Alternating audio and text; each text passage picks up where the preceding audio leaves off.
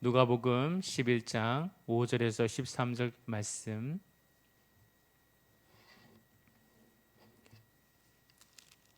우리 한 절씩 교도하겠습니다. 누가복음 11장 5절입니다. 또 이르시되 너희 중에 누가 벗이 있는데 밤중에 그에게 가서 말하기를 벗이여 떡 세 덩이를 내게 구워 달라.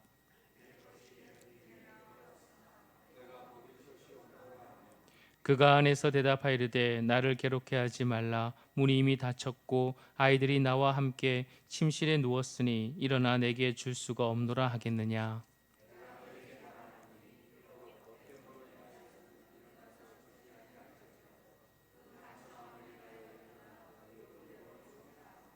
내가 또 너에게 이르노니 구하라 그러면 너희에게 주실 것이요 찾아라 그러면 찾아낼 것이요 문을 두드리라 그러면 너희에게 열릴 것이니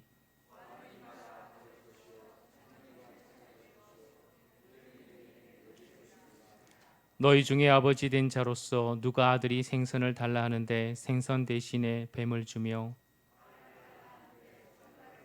함께요. 너희가 악할지라도 좋은 것을 자식에게 줄 줄 알거든 하물며 너희 하늘 아버지께서 구하는 자에게 성령을 주시지 않겠느냐 하시니라. 아멘. 할렐루야. 오늘 귀하게 우리 미국 샬롯 교회를 섬기시는 우리 나성규 목사님께서 또 한국 방문차 또 귀한 저희 교회 방문해 주셨습니다. 오늘 귀한 은혜의 시간이 될 줄 믿습니다. 우리 큰 박수로 모시겠습니다. 할렐루야. 반갑습니다. 반갑습니다. 여러분들이 크게 대답하실 때까지 반갑습니다. 감사해요. 금방 반응해 주셔서. 저는 이곳에 오면 그 제 마음이 진짜 제대로 된 건지는 몰라도 꼭 친정에 온 것 같은 생각이 들어요. 여러분들도 그러시나요? 친정 오라비를 만나는 예, 물론 이제 우리 김영수 목사님, 한명의 사모님 뿐만 아니라 박정시 장로님, 또 우리 손만근 목사님, 오늘 또 이렇게 여러 장로님들께서 손수 시간을 내셔서 저녁부터 같이 대접해 주시고, 그런 분들뿐만 아니라 여러분들 모두가 다 참 친숙함을 느낍니다. 정말 감사한 일이죠. 우리가 주님 안에서 제가 이제 좀 나이가 된 거 여러분들 아시는데 세상을 살아보니까는요, 서로 잘 알고 친숙하게 지낸다는 게 그렇게 중요할 수가 없다는 걸 더 많이 깨닫습니다. 뭐 가면은 다 친구 사귈 수 있고 이곳에 가면 또 그곳에서 아는 사람들 생길 수 있고 다 그럴 수 있지만은 오래 좀 살아보니까 그게 아니더라고요. 서로 이해를 하고 깊이 사귀고 형제같이 사랑으로 하나 되어 서로를 이해하고 격려하고 밀어주고 세워주고 하는 게 결코 쉬운 일은 아니더라고요. 그런데 저는 이 우리 안동 성은교회 목사님, 장로님 여러분들과 또 여러분들을 생각할 때 그런 마음이 들어요. 얼마나 감사한지 알 수 없습니다. 그래서 그런 마음으로 오늘 또 여러분들과 함께 큰 은혜를 누리기를 진심으로 원합니다. 할렐루야. 작년에 저희 보수개혁교단 PCA 제가 그렇게 총회에서 소개한 적이 있습니다만은 그 유명한 라브리 운동의 프란시스 셰퍼 목사님도 저희 PCA 교단이시고, 그리고 유명한 전도 폭발을 창제해내신 그 목사님 이 클린이라고 그러는데 제임스 케네디 목사님도 우리 PCA 교단 목사님이시고, 또 그 유명한 팀 켈러 목사님 정말 지성인들에게 많은 영향을 끼치셨습니다만 그분도 우리 교단 목사님, 그리고 목회자들이 하면 다 그 책을 한 번쯤 알든지 읽었든지 다 느낌으로 그렇게 큰 도전을 받았던 Christ Centered Preaching, 그리스도 중심의 설교, 어떤 설교든지 그리스도가 중심이 되어야 된다, 그거를 강조하고 가르치시던 그 목사님, 브라이언 채플 목사님, 다 우리 교단 목사님들이시죠. 그러니까 이분들이 참 대단하게 한국의 보수주의 교회들과 세계 보수 교회들에게 영향을 미친 게 사실입니다. 그런데 이분들이 해마다 6월 달에 총회를 모이시거든요. 근데 작년에 총회를 모였을 때에 우리 한인교회연합회, 우리 한인노예연합회 제가 이제 대표장을 하고서 워싱턴 중앙장로교회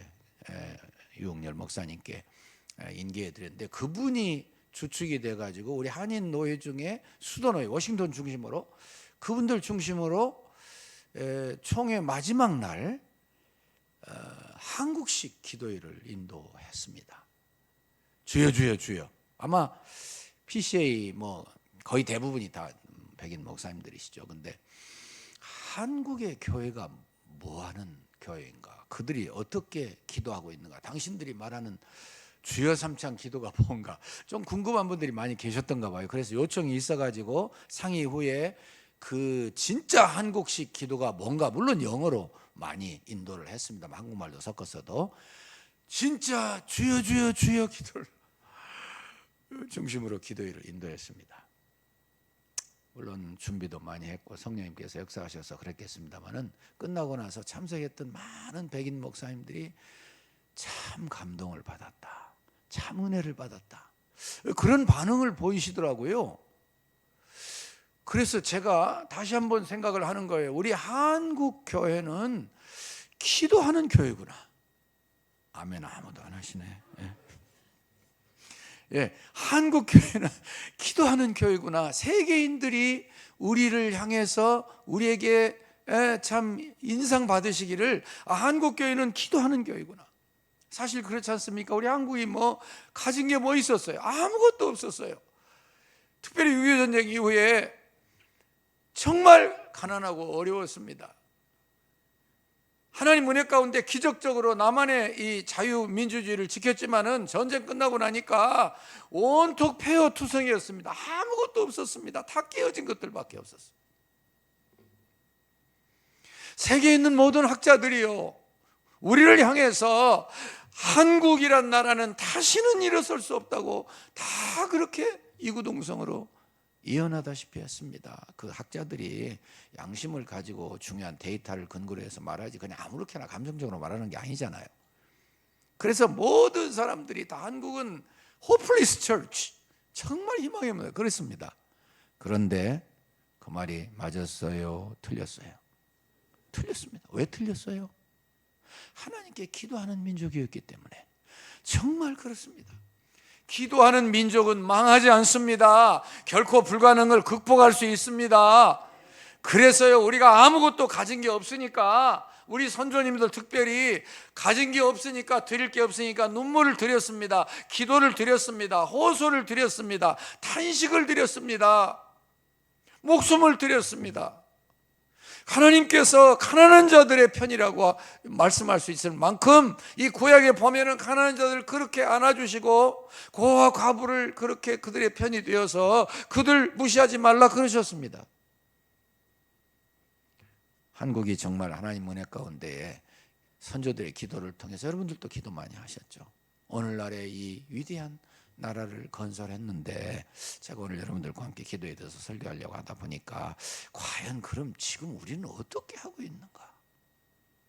제가 한 30여 분 전에 올라왔는데 여러분들은 그렇지 않더라고요. 벌써 기도하는 분들이 계시더라고요. 준비하고.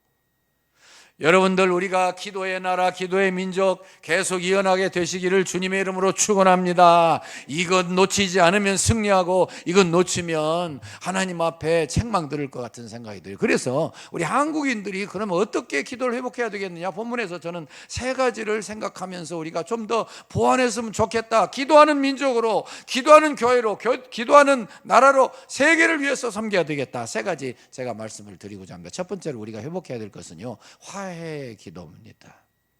화해의 기도. 여러분들, 이 말씀은 예수님께서 손수 비유를 통해서 이렇게 가르쳐 주셨습니다. 이렇게 설명하셨죠. 친구 셋이 있는데 친구 B를 중심으로 친구 A도 있었고 친구 C도 있었다. 그런데 친구 B에게 친구 A가 밤중에 찾아왔다. 그러면서 그에게 말하기를, 친구야, 나에게 떡 3덩이를 좀 빌려줄 수 있겠니? 그렇게 말했다.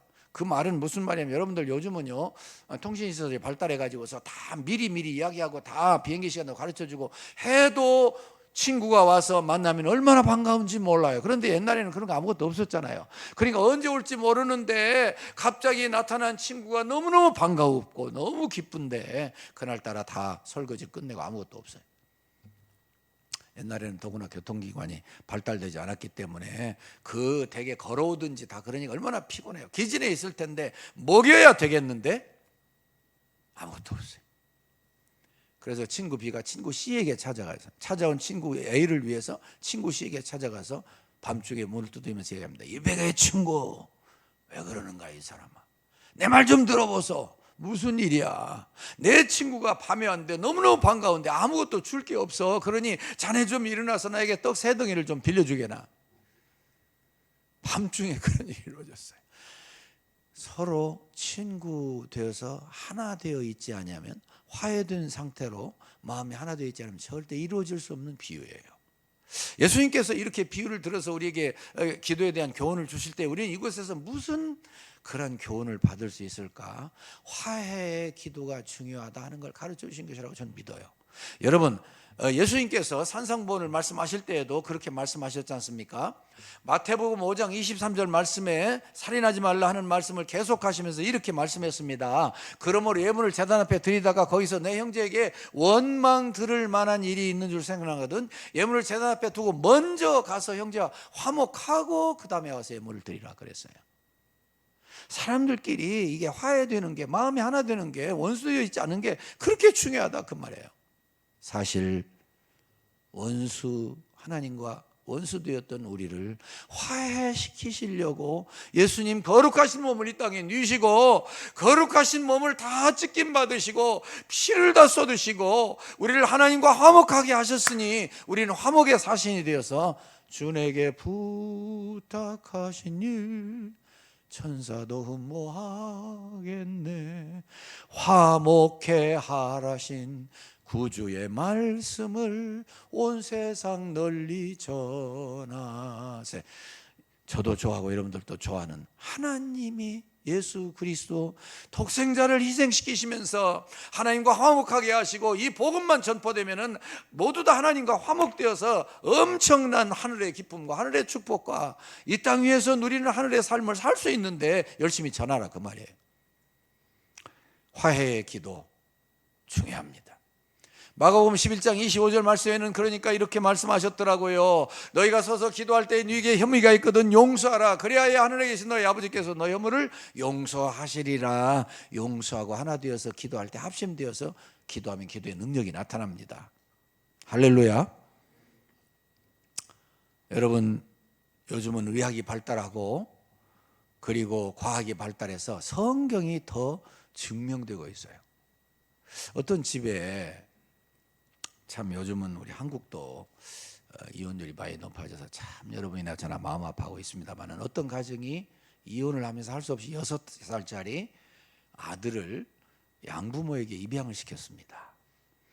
그러면 그렇게 참 불행한 아이를 자기 아들로 영접을 했으면 생부모만큼 더하지는 못하지만 사랑해서 길러야 될 거 아니에요. 그런데 이 양부모는 무슨 뜻으로 입양을 했는지 이 아이를 얼마나 학대했는지 몰라요. 툭 하면 두드려 패고요. 툭 하면 얘만 놔두고서 자기들끼리 여행 가버리고. 그러니까 이 아이가 한이 맺힌 거예요. 이 아이가 참 정말 학대를 받으면서 마음이 너무너무 상한 거예요. 그래서 이 아이가 그렇게 학대를 받을수록 자기를 낳아준 부모님, 자기를 이곳에 보내버린 부모님을 향해서 원망을 하기 시작하고 12살이 되니까는요 마음에 칼을 품었어요. 그래가지고 내가 이 생부모님을 반드시 복수하겠다. 참 가슴 아픈 이야기죠. 그러면서 가슴에 마음에 칼을 품고서는 자라난 거예요. 10년이 지났어요. 22살이 됐습니다. 22살이 되면 어떤 때인지 아시죠? 돌을 먹어도 소화되는 때예요. 그런데 이 아이가 10년을 한을 품고 사니까요 위장이 무너져가지고 할 수 없이 병원에 가가지고서 위장을 잘라냈습니다. 여러분 그럼 나아야 될 거 아니에요. 그런데 수술을 끝마치고 나갔는데 8개월 만에 다시 들어왔어요. 위장이 안 나오니까 판지를 잘라냈습니다. 퇴원했습니다. 그러면은 나아서 건강하게 자라야지, 건강하게 지내야지. 6개월 만에 또 왔습니다. 많이 잘라내서 더 잘라낼 것도 없습니다. 이 아이를 돌보시던 이 원목님이나 실제 의사님들이 비상에 걸린 것 같아요. 이 아이는 더 이상 외과적인 치료로 치료되는 게 아닌 것 같다. 그리고서는 이 아이를 정신치료하기로 결심을 하고서 수소문을 해보았습니다. 이 아이가 왜 이렇게 됐는가. 알고 보니까 그런 사연이 있었어요. 제가 말씀드린 사연이. 그래서 이분들이 결론을 내리기를 부모와 화해하게 해야 돼. 그리고서 수소문해서 다 찾았어요. 아버지는 벌써 돌아가셨고 어머니를 수소문하고 수소문해서 어렵게 찾아서 모셔왔는데, 물론 각각 따로 연락을 하고 원목실에서 만나게 했겠죠. 만나서 엄마는 이 아들을 보고서 눈물을 흘리면서 통곡을 하면서 아들아 미안하다, 아들아 미안하다, 이 어미를 용서해달라고 용서해달라고 막 울면서 통곡하다시피 하면서 아무리 아들 보고 용서해달라고 그래도 아들이요 쳐다보지도 않아요. 저는 이 사실을 여러분들과 나눌 때마다 참 사람의 마음이라는 게 얼마나 참 지독한 것 같다는 생각을 하는데, 얼마나 참 핍박을 받았으면 아이가 그렇게 됐겠어요. 그것이요 뭐 오전 내내 울어도 쳐다보지도 않고 낮에 울어도 찾아봐요. 저녁 늦게까지 그냥 통곡하지만 아들아 미안하다, 한 번만 용서해 줄 수 있겠니? 그래도 쳐다보지도 않는다니까요. 그래서 무료하게 그냥 하루가 지나고 그랬어요. 참 딱한 일이 생겼습니다. 그래 이제 각각 다 돌아가시고 그 다음날 또 왔어요. 아침부터 어머니가 울면서 아들아 미안하다, 이 못난 어미를 용서해다고, 한 번만 용서해다고, 미안하다 아들아. 아무리 이야기해도요 그 마음이 얼마나 강팍하고 상했는지 진짜로 아침에도 안 쳐다보고 점심때도 안 쳐다보고 오후 내내 안 쳐다보고 무료하게 이틀째도 아무 소득 없이 끝났어요. 참 난감했습니다. 3일째가 됐습니다. 다시 어떻게 해서 만났어요. 그래 또 엄마가 하소연을 합니다. 아들아 미안하다, 내가 어쩔 수 없어서 그랬는데 내가 이제 생각하니까 너에게 큰 죄를 지었다, 용서해다고 아들아 미안해. 3일째 기적이 생겼어요. 그렇게 강팍하고 도무지 엄마를 쳐다보지도 않으려고 했던 아들이요 어떻게 마음이 감동이 됐는지 엄마의 가슴에 파묻고 눈물을 터뜨리면서 정말 엉엉 붙들고 울면서 엄마 왜 그랬어요, 아들아 미안하다, 할 말이 없어 막 통곡하면서 피차 화해를 했습니다. 무슨 일이 이루어진 줄 아십니까? 그날 이후로 그렇게 위액이 강한 산성이 막 내리 위벽을 긁어내리더니 그것이 희석이 됐어요. 그래가지고 점점 그 위액이 약해지더니 자연 치유가 되기 시작했어요. 그래서 여러 달 만에 다 낫고 퇴원하게 됐습니다. 여러분 다시 말씀드립니다. 오늘날 의학이 발달하고 과학이 발달해서 하나님의 말씀이 더 증거되고 있어요. 사람들은요 참 별것도 아닌 것처럼 서로 그저 싸우는 거 뭐 별로 뭐 괜찮게 생각하는지 몰라요. 여러분들이나 저나 우리 한국 사람들이 얼마나 빠른지 아시죠? 대단히 급합니다. 성질이 막 불같습니다. 그러니까 무슨 일을 해내는데 문제는 뭐냐면 서로 부딪혀. 서로 잘하려다 보니까 그러죠. 교회에서도 서로 부딪히나요? 그럴 수 있죠. 그런데 부딪혔어도 그 다음에 얼른 사화해야죠. 화해해야죠. 김 권사님하고 박 집사님하고 그렇게 부딪혔어요. 그러면 김 권사님이 전화를 해서 아이고 박 집사님 내가 미안해요, 내가 잘못했어요. 그러면은 어떤 박 집사님이 맞죠? 다시는 그러지 마세요. 그럴 사람이 누가 있어요? 아이고 권사님 제가 잘못했죠. 그러는 거죠. 다시 말씀드립니다. 주님이 열심히 하려다 보면 우리가 성질이 급하고 막 열정이 넘쳐나니까 부딪힐 수 있어요. 그럴 수 있어요. 그러면 얼른 화해하시기를 주의 이름으로 축원합니다. 여러분들은 그럴 필요도 없이 잘 화목하게 지내시는 줄 아는데 저 다른 교회 가면은요, 그거 화해 못 해가지고 하나님과 사이에 구름이 끼어가지고 신앙생활을 많이 손해보는 분들도 계십니다. 저는 긍정적인 이야기를 하고 싶어요. 이제는 우리도 많이 달라졌습니다. 진짜 우리 합동교단도요, 나가신 비주류들하고 합해서 얼마나 기분이 좋은지 몰라요. 우리 고신 교단도 그 후에 한참 있다가 당신들끼리 고소 반고소 하다가 나눠지는데 또 합합디다.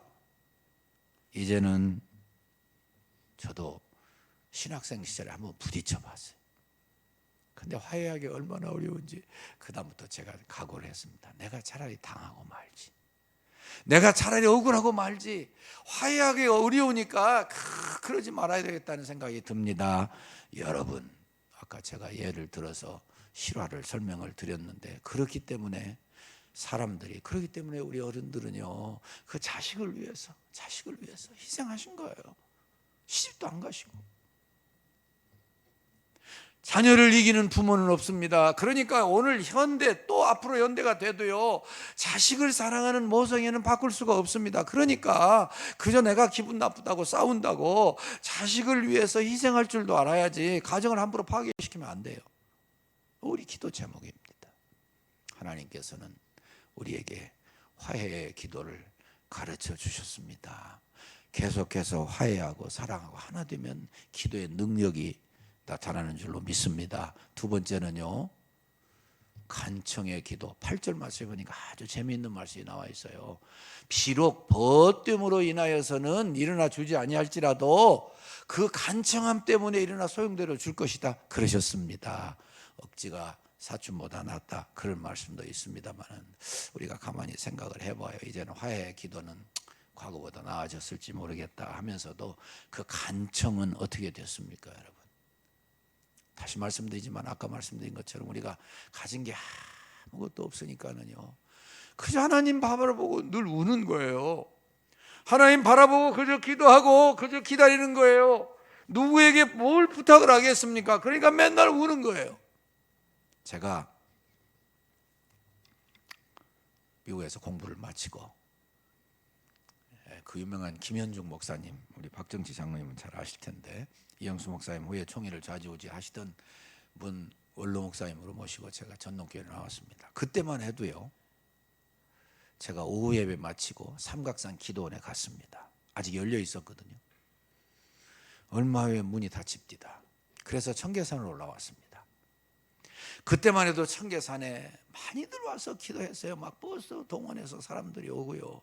그래서 골짜기마다 모여가지고 쭉 정말 들을만 했습니다. 죄송한 이야기지만요, 만약에 그때 이 산봉우리에 올라가지고서 골짜기마다 죄송한 표현인데 개구리같이 막 개구리 사방에서 쫙 위안이 됐어요.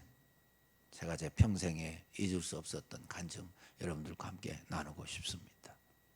저는 군목 3년을 보냈는데, 3년 좀 더 했는데 1977년, 78, 79, 80년 했습니다.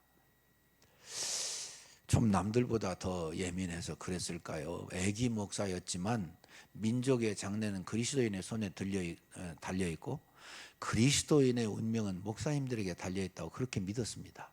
그래서 저희 목사들이, 뜻을 가진 친구들이, 선후배들이 모여가지고 개혁운동을 벌였어요.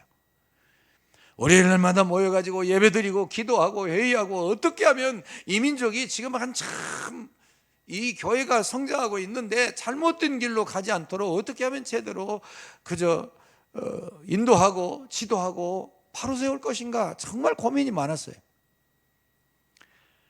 그런데 제가 제대할 때 5.18 광주 사태가 나더라고요. 그해 1월 달이었습니다. 광주 사태 일어나기 전 1월 달. 저희 대표 되시는 분이 여러분들도 가보셨을 것 같은데 철원 대한수도원에 갔습니다. 춥습니다, 여러분. 거기서 40일 금식 기도를 했어요. 그러니까 저희가 이제 가서 위문할 겸 해가지고서는 다 모였습니다. 동지들이 한 15명 모여가지고 그날도 뭐 얼마나 사람들이 많이 오는지 시설이 부족해요. 겨우 방 하나 얻어가지고서 같이 앉아서 또 예배드리고 기도하고 또 회의하고, 그러다가 밤 이슥해가지고 꽤 늦은 시간에 뭐 침구도 부족해요. 사람들이 많이 오니까. 그래 그거 하나 놓고선 서로 그저 발만 놓고 하체만 놓고 그리고 잠을 청했는데 밖에는 영하 20도예요.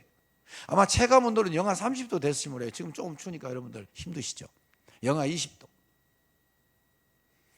그런데 밤에 자는데 그저 뭐 침구도 부족하고 그러니까는 뭐 늦게 자니까 어떤 의미에서 깊이 잠이 안 들었을지 모르죠. 그런데 제가 이 간증할 줄 알았으면 시계라도 반하는 건데 아마 제 생각에 그때 한 밤 2시 3시 됐을 거예요.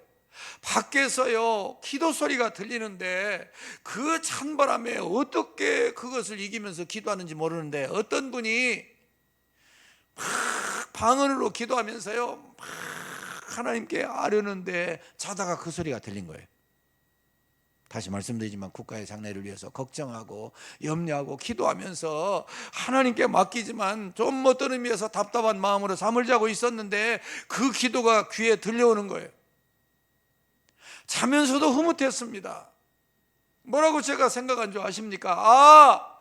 이 추운 밤에 이 칼 같은 이 영하의 추위에 칼바람을 이기면서 하나님께 기도할 수 있는 사람이 있다면, 그 사람이 나라를 위해서 기도할 수 있다면 이 나라는 망하지 않겠구나. 자면서 마음으로 수없이 새기면서 자고 있었어요. 제가 왜 이런 이야기를 드리는 줄 아십니까? 하나님 앞에 버려진 자로서, 약한 자로서, 병든 자로서, 남들이 상대해주지 않는 자로서 살 때 예수님이 이 땅에 계시면서 그들을 먼저 사랑하고 안아주고 그들을 고쳐주시고 하나님 나라에 합당한 사람들이라고 인정해 주셨어요. 우리가 연약하고 부족할 때 하나님께 더 매어달리고 하나님 우리의 부족을 보시고 우리의 연약함을 보시고 불쌍히 여겨주세요. 그러면 하나님이 더 잘 들어주실 줄로 믿습니다. 우리 어떻게 됐나요? 좀 먹고 살만합니까? 잘 살죠. 6.25 전쟁 이후에 우리 1인당 국민소득이 60불 70불밖에 안 됐어요. 500배 잘 삽니다. 아직도 우리에게 문제가 있나요? 감사하시기를 축원합니다. 우리가 너무 잘 나가고 너무 형통하고 너무 편안하면 기도거리가 없어져요. 기도를 잃어버리는 것은 무엇보다도 중요한 걸 잃어버리는 것이에요. 그래서 우리가 답답하고 안타깝고 하지만 아직 우리에게 기도거리를 주시니 감사합니다 하시기를 축원합니다. 기도하지 아니하면 이 혼란하고 어려운 거 고쳐지지 않습니다. 여러분, 어쩌자고 하나님께서는 모든 나라가 다 남북이 통일되고 동서가 통일되고 그러는데 우리 북한만 아직 남겨놓으셨습니까? 밥 먹을 때마다 저는 그런 기도를 좀 하는 편인데 북한의 동포들 생각하면요 가슴이 무너져서 답답해서 못 견디겠어.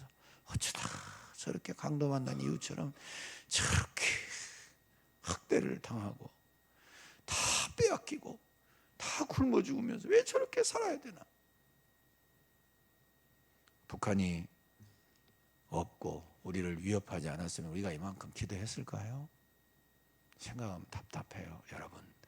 그러나 우리가 선조님들의 간절한 기도를 유지할 수 있다면 어려움이 다 해결될 줄로 믿습니다. 간청의 기도를 제가 설명할 때 예를 드는 분이 한 분 있습니다. 마태복음 15장 21절로 28절 수로 번역의 여인입니다. 여러분들 잘 아시는 것처럼 예수님께서 이 땅에 계셔서 사역하실 때 별로 월경을 하지 않으셨어요.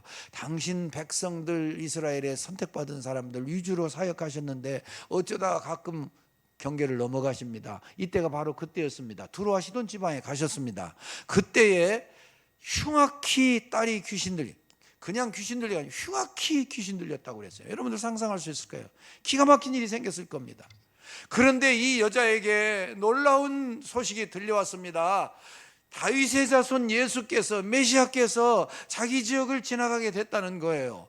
그 사람은 이 짧은 소식을 들었지만은 아주 진짜 신앙을 가지고 있었어요.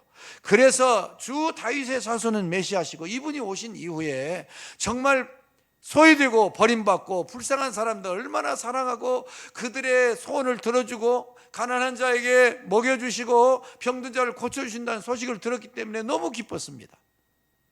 그래서 예수님을 막 따라오면서 소리 질렀습니다. 주 다윗의 자손이여, 나를 불쌍히 여겨주십시오. 제 딸이 흉악히 귀신 들려 견디지 못하겠습니다. 살려주십시오. 근데 여러분들 내용을 아시지만 그날따라 예수님은 한마디 안 하셨어요. 미국에 살면 좋은 게 너무나 많은데 안타까운 게 하나 있는데 그건 뭐냐면은 인종차별 당하는 거예요. 백인들은 자기들이 차별하는 것도 잘 모르는 것 같더라고요. 그런데 어쨌든 되게 기분 나빠요. 근데 지금 유대인들을 둘러싸고 있던 이방인들의 마음이 그런 거 아니었을까요? 지금 이 여자는 이방인이에요. 예수님은 절대 그런 분이 아니라고 알고 왔어요. 근데 쫓아와도 아무 소식이 없고 쳐다보지도 않으셔요. 그러니 마음의 상처가 있을 수 있죠. 그런데도 이 여자는 포기하지 않았어요. 그러니까 이번에는 제자들이 나서 가지고서 예수님, 저 사람 너무 이렇게 부유하지 않습니까? 좀 도와주세요. 편을 들었어요. 근데 그때 예수님 뭐라고 그러셨어요? 나는 이스라엘 집 이외에 다른 데로 보냄받은 적이 없다. 이건 노골적인, 정말 노골적인 인종차별입니다. 꽤 많은 사람들이 그런 위치에 있었다면 아마 꽤 많은 사람들이 다 저 유대 청년 예수님도 별 수 없구만 하고 많이 돌아가 버렸을 거예요. 그런데 이 여자는 포기하지 않았습니다. 끝까지. 답답하니까 예수님 앞에 나와서 엎드려서 구했습니다. 주 다윗의 자손이여, 메시아시여, 그런 말이거든요. 저를 좀 불쌍히 여기십시오. 제 딸이 흉악히 귀신 들렸습니다. 도와주세요. 그때 예수님이 뭐라고 그러셨어요? 저는 왜 예수님이 그러신지 잘 모르겠는데 예수님이 그때 마지막 한 가닥 가진 소망을 잘라버리기라도 하시듯이 이렇게 말씀했습니다. 자녀의 떡을 취하여 개들에게 던짐이 마땅치 아니하니라. 여러분, 이런 말이 어디 있습니까? 그 예수님이 하시던 언행입니까, 평소에? 왜 그랬는지 모르지만은 그 말을 듣고서 나는 내 백성이 아닌 개 같은 이방인에게 내 은혜를 베풀 수 없어, 그런 뜻이에요. 여러분들이 그런 상황이 있었다면 어떻게 하셨겠어요? 제가 알기로는요, 100이면 100 다 벌떡 일어납니다. 그러면서 다 도망칩니다. 욕하면서 에이 더럽다, 내가 이거도 아니면 고침받을 수 없단 말이냐, 당신 해도 너무합니다. 그러고 다 도망칠 텐데 이 여자는 좀 달랐어요. 뭐라고 그랬습니까? 주님 맞습니다. 무슨 이야기예요? 나는 개입니다. 개 같은 존재입니다. 그러나 개들도 제 주인의 상에서 떨어지는 부스러기를 먹습니다. 주님, 저는 그 부스러기만 주셔도 만족합니다. 저는 이 말씀을 가끔은 우리가 묵상해야 된다고 생각을 해요. 여러분, 우리가 뭐 그리 대단한 존재입니까? 택함받은 이스라엘 백성들에 의해서 당신들은 개 같은 이방인이다, 그럼 우리 할 말 없는 사람들이에요. 근데 중요한 것은 하나님이 우리의 마음과 태도를 보고 계셔요. 어쩌면 첫 번째 단계, 두 번째 단계, 마지막 세 번째 단계까지 시험을 이기고 끝까지 주님 붙들고 호소하던 그에게 하나님은, 성자 하나님은 놀랍게도 여자여 내 믿음이 크도다, 내 소원대로 되리라 응답하셨습니다. 저는 이 저녁에 여러분들 기도하시는 분들에게 부탁을 드립니다. 여러분들은요, 최소한 이런 마음 자세를 가지시기를 축원합니다. 우리가 뭐 하나님 앞에서 뭐나 그렇게 대단한 존재입니까? 아니에요. 우리는 다 이방인이었어요. 예수님 십자가 죽으신 후에 이젠 이방인이나 이스라엘 사람들이나 관계없이 되긴 했지만 우리가 별 볼일 없는 사람인 것을 생각하고 주님 앞에서, 그래서 우리는 늘 간청 드릴 수밖에 없다 생각하면서 여러분들의 기도 응답 받으시기를 축원합니다. 여러분들 성경 본문에 보니까는요, 굉장한 말씀이 나와 있어요. 무슨 말씀이 나와 있는지 아시죠? 이 히브리 문법적으로는요, 이스라엘 사람들의 말은요, 비교급, 최고급이 없습니다. 그냥 같이 갖다 붙여놓으면 비교되는 거예요. 많이 붙이면 최고급 되는 거예요. 그러니까 시편에는 그런 말씀들이 많이 나와 있어요. 도홍이 대꾸법이라고 그러죠. 같은 말을 두 번씩 반복해요. 강조입니다. 어떤 때는 앞에 문장과 정반대 말을 이야기합니다. 반의 대꾸법이라고 그러죠. 강조입니다. 그래서요, 거룩 그러면 가장 거룩하다 그 말씀이에요. 그런데 성경에서 기도에 대해서 말씀할 때만큼은 육중 강조를 해놨습니다. 왜 그런지 아십니까? 구하라, 찾으라, 두드리라.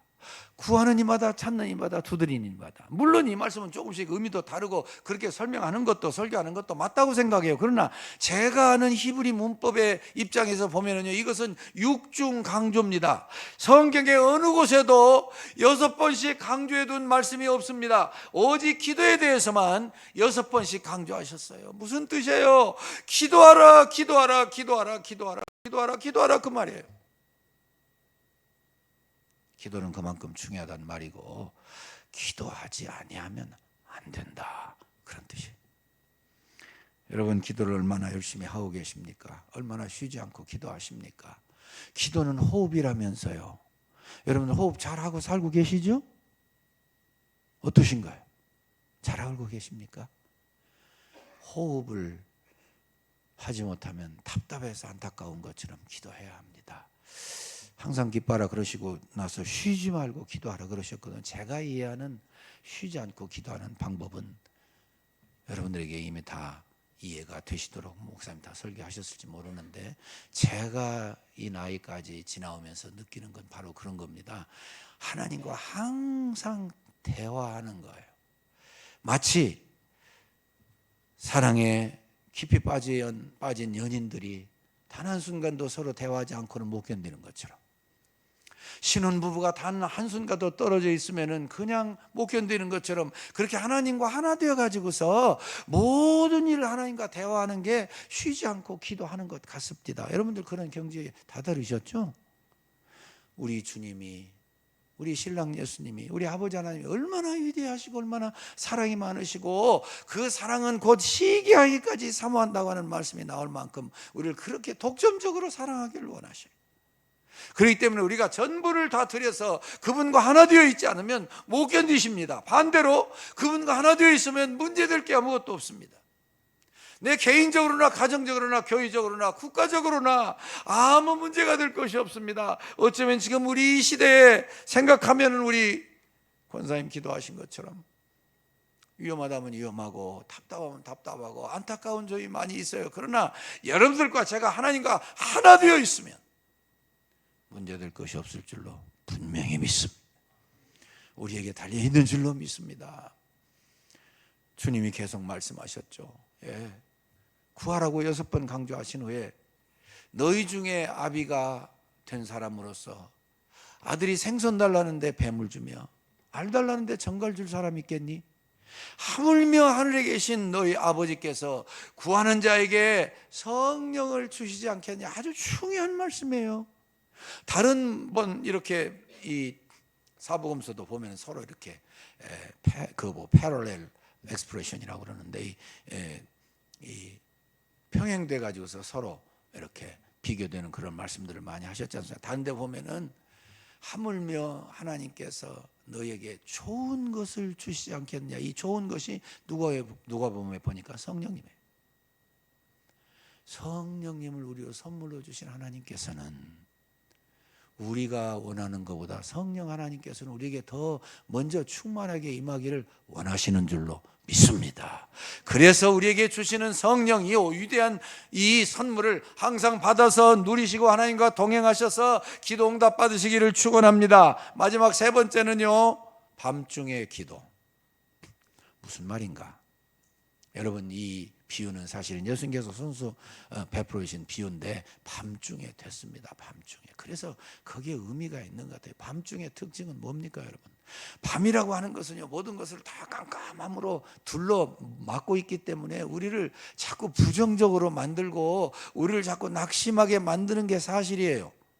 밤의 특성이 뭡니까? 그러니까 낮에 이렇게 감기만 알아도요, 낮에는 좀 낫는 것 같아요. 밤에는 더 심해져요.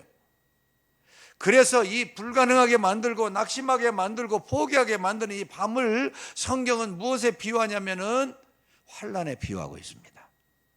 그래서 밤에 기도도 믿음으로 사랑으로 감사로 이겨야 반드시 승리가 올 수 있을 줄로 믿습니다.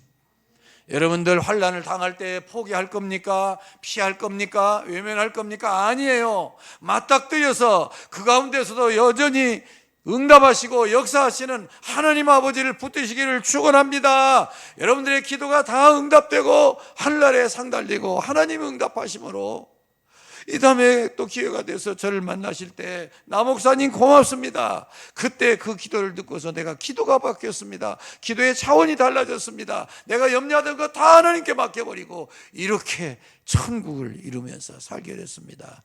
그렇게 고백하시기를 주의 이름으로 축원합니다. 제가 하나 간증하고 마치겠습니다. 저는요,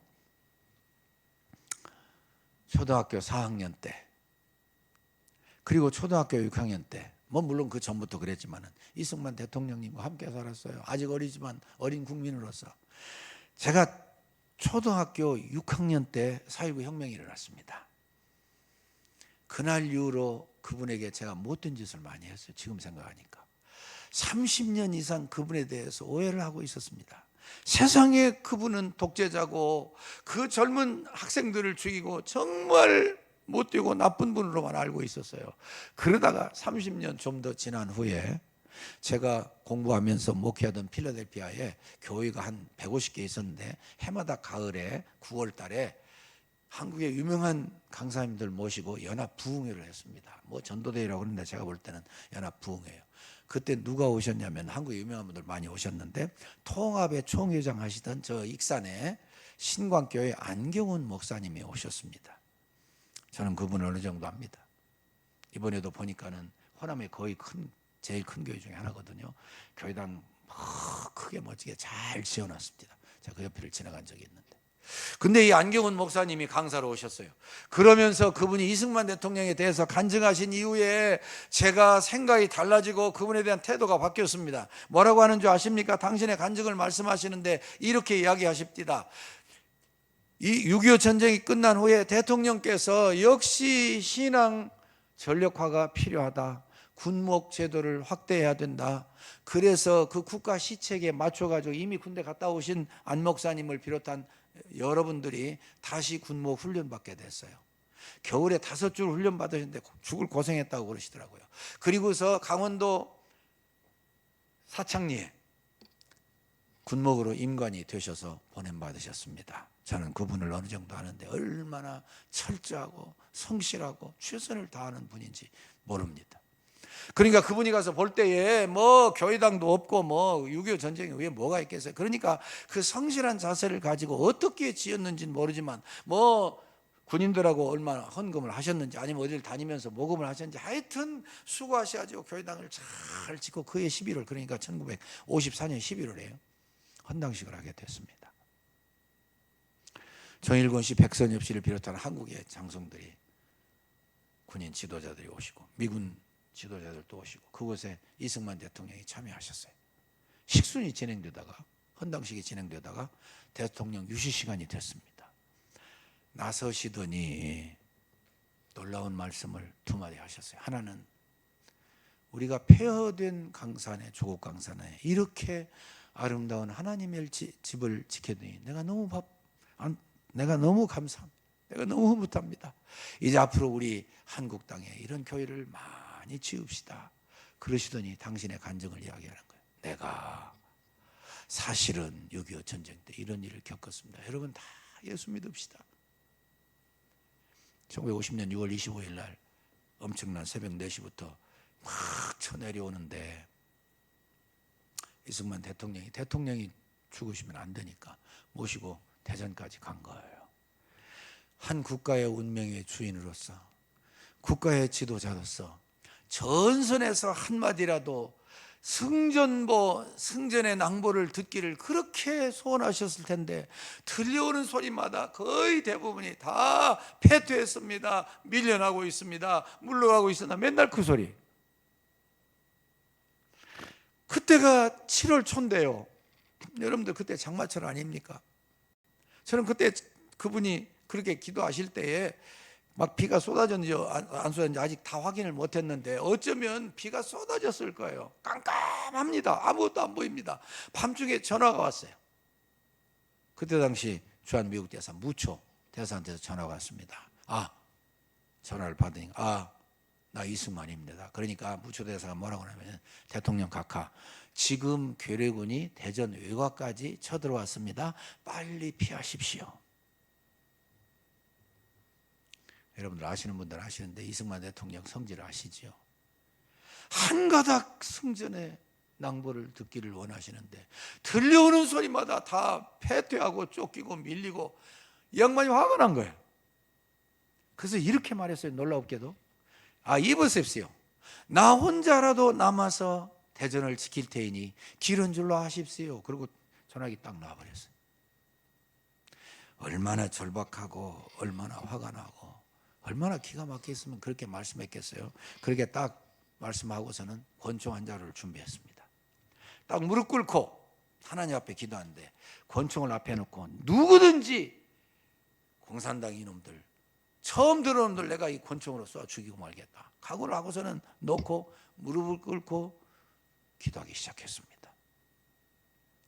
저는 초등학교 4학년 때, 왜 아까 그 말 했냐면, 초등학교 4학년 때 청년 이승만이라고 하는 기록 영화를 봤어요. 보신 분들 계실 텐데. 저는 어려서 이 영화를 봤지만 제가 평생 못 잊어요. 그 영화는 놀랍게도 배경음악이 뭐냐면요, 찬송가예요. 천부여 의지 없어서 손들고 옵니다. 천부여 의지 없어서 손들고 옵니다. 주나를 박대하시면 나 어디 가리이까. 이 배경음악이요 계속 돌아가면서 청년 이승만이 어떻게 독립운동하면서 죽을 고비를 수없이 넘겼는가, 하나님이 어떻게 도와주셨는가, 계속 필름이 돌아가요. 그렇게 주님 의지하고 죽을 고비를 넘겨서 승리하신 그분이 다시 한번 그 주님 앞에 무릎을 꿇었습니다. 그러면서 하나님께 울부짖습니다. 하나님, 어찌하여 이런 일이 우리에게 이루어집니까? 이 이승만이의 죄악을 용서하시고 이 민족을 살려주십시오.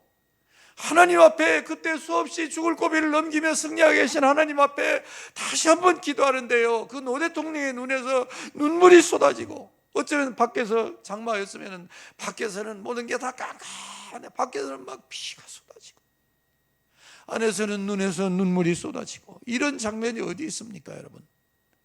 하나님은 그것을 다 보고 계시거든요. 하나님이 하나님만 의지하고 일생 불태워서 독립운동하던 그의 눈물의 기도를 왜 하나님이 외면하시겠어요? 하나님이 응답하셨습니다.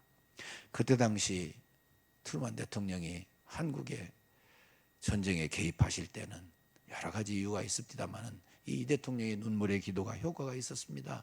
그때 트루만 대통령은요, 세계 자유민주주의의 민주주의를 지키는 경찰국가의 수부의 최고 지도자였습니다. 브리퍼가 나와가지고서 계속 브리핑을 합니다. 각 나라의 상황을 보고합니다. 드디어 리퍼블릭 오브 코리아, 대한민국 상황이 나왔습니다. 보고를 듣습니다. 이만해서 이렇게 전쟁이 진행되고 이렇게 위험에 처해 있습니다. 그때 하나님이 이승만 대통령의 기도를 들으시고 트루만 대통령의 마음을 감동시켜서 어떻게 됐는지 모르지만 이 미국 사람들이요, 해외 파병을 하려면 반드시 국회 동의를 얻어야 되는데 무슨 일이 어떻게 이루어졌는지, 하나님이 그 마음을 어떻게 감동시키셨는지, 내가 탄핵을 당하더라도 내가 한국에 파병을 해서 한국을 구해내야 되겠다 결심하게 된 거예요. 밤중의 기도, 눈물의 기도는 그만큼 강력해요. 그래서 저는 이 동경에 있는 메가더 사령부를 불렀습니다. General MacArthur, this is President Truman. Send the troops to Korea as soon as possible. 그랬어요. 메가더 장군이요, 빨리 한국에 파병을 해서 한국을 구해내세요.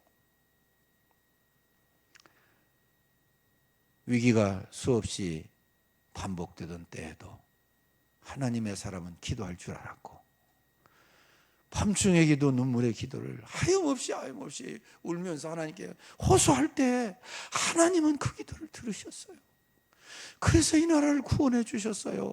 이 사실을 절대 우리가 잊으면 안 돼요. 다 끝난 다음에 트루만 대통령이 이제 퇴임하실 때 이 대통령이 전화를 했습니다. President Truman, I do appreciate you. 깊이 감사할 때는 appreciation이라는 말을 쓰잖아요. I do appreciate you. 그러니까 트루만 대통령도 멋쟁이에요. Presently, don't thank me, but thank your God who answered your prayer. 내게 감사하지 말고 당신의 기도를 들으신 하나님께 감사하세요. 여러분, 이 밤에 저는 이제 결론을 내리고 같이 기도하기를 원합니다. 여러분, 밤중에 기도라고 답답하다고 앞길이 다 탕탕 막혔다고 답답하기 짝이 없다고 여러분을 포기하실 겁니까? 아니에요. 우리 선조들은 그렇게 하지 않으셨어요. 매달려 끝까지 기도했어요. 하나님이 응답하실 때까지, 아니 모든 소원과 상황을 다 맡기고 하나님이 이루어 주실 때까지 매달렸습니다. 따지고 보면 하나님이 하셨지, 하나님이 미국을 쓰셨지 미국이 한 거 아니지 않습니까 여러분? 미국은 이미 생각이 어떻게 달라졌는지 에치슨 국무장관이 나와가지고 극동방위선에서 우리와 대만을 빼버렸어요. 그러니까 맘 놓고 내려온 거예요. 미국은 어쩔 수 없는 상황 속에서 자국의 이익을 위해서는 중국도 버리고 베트남도 버렸어요. 그러나 한국을 지키게 하신 분은 하나님이시지 미국만은 아니에요. 뭐 그들이 도와준 거 잊어버리자는 뜻은 아닌 거 아시잖아요. 그러나 궁극적으로 하나님이 구해내신 줄로 믿습니다. 오늘 이 밤에 이 시간까지 열정과 정성을 기울여서 이 수예배에 오셔서 예배드리고 말씀 듣고 기도하고 돌아가실 여러분, 우리 민족은 기도하는 민족이었습니다. 우리가 너무 잘 산다고 그래서 마음에 해이되고 첫사랑 다 잃어버리고, 그리고 무관심주의, 향락주의, 세속주의, 물질주의 거기에 머물러 버린다면 천추의 한이 될 거라고 저는 생각을 해요. 우리는 그럴 수 없습니다. 다시 일어나야 됩니다. 다시 우리의 부족을 돌아봐야 됩니다. 우리가 화해의 기도가 필요하면 하나님께 간구해야 됩니다. 맺은 거 여러분들 그럴 리가 없지만 혹시라도 맺은 거 있으면 하나님 앞에서 풀어야 됩니다. 그래야 하나님이 자유롭게 역사하십니다. 여러분이시여 간청의 기도를 우리 다시 되찾아야 됩니다. 좀 먹고 살만하면 세계, 저는 역사 신학을 전공했어요.